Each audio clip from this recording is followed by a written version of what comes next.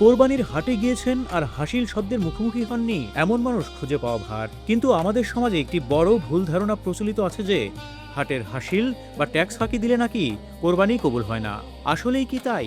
হাসিল আদায় না করার সাথে কোরবানির আসল সম্পর্কটা কি? চলুন আজকের বিশেষ প্রতিবেদনে খুব সহজ ভাষায় এর ভেতরে শরীয়ী বিধানটি জেনে নেওয়া যাক। শুরুতেই স্পষ্ট করে বলা ভালো, যারা মনে করেন হাসিল না দিলে কোরবানি বাতিল হয়ে যাবে, তাদের এই ধারণাটি সম্পূর্ণ ভুল ও ভিত্তিহীন। ইসলামী ফিকহ বা আইন অনুযায়ী কোরবানি সহিহ হওয়ার প্রধান শর্তগুলো হলো পশুটি সম্পূর্ণ ত্রুটিমুক্ত হওয়া, নির্ধারিত সময়ের মধ্যেই জবাই করা এবং মনের নিয়ত শতভাগ খাঁটি থাকা। এর সাথে হাটের ট্যাক্স বা হাসিল দেওয়ার সরাসরি কোনো শর্ত নেই। তাই কেউ যদি কোনোভাবে হাসিল নাও দেয়, তার কোরবানি কিন্তু আদায় হয়ে যাবে। কোরবানি হয়ে যাবে শুনে যদি কেউ ভাবেন হাসিল ফাঁকি দেওয়া কোনো ব্যাপারই না, তবে তিনি আরেকটি মারাত্মক ভুল করবেন। মনে রাখবেন, হাসিল ফাঁকি দেয়া ইসলামের দৃষ্টিতে সম্পূর্ণ হারাম এবং একটি বড় গুনাহ। ইসলামী পরিভাষায় হাটের সুযোগ সুবিধা ভোগ করার বিনিময়ে নির্ধারিত ফি দেয়াটা একটি আইনি চুক্তি। পবিত্র কোরআনের সূরা মায়দার 1 নম্বর আয়াতে আল্লাহ তাআলা নির্দেশ দিয়েছেন, হে ঈমানদাররা, তোমরা চুক্তিগুলো পূর্ণ করো।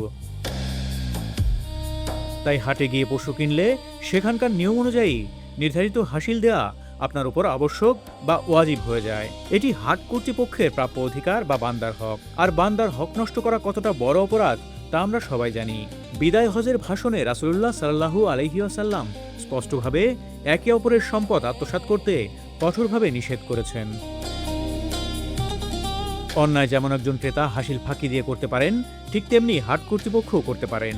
সরকারিভাবে নির্ধারিত হারের চেয়ে 1 টাকাও অতিরিক্ত হাসিল আদায় করা হাট পরিচালকদের জন্য সম্পূর্ণ হারাম।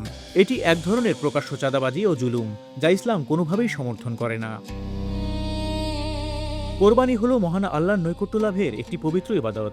আর ইবাদতের শুরু থেকে শেষ পর্যন্ত প্রতিটি পদক্ষেপ হতে হবে শতভাগ হালাল, স্বচ্ছ ও নিষ্কলঙ্ক।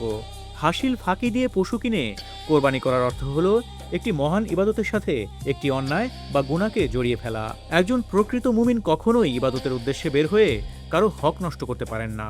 তাই আসুন নিয়ম মেনে হাসিল পরিশোধ করি এবং আমাদের কোরবানিকে সম্পূর্ণ ত্রুটিমুক্ত ও সুন্দর রাখি।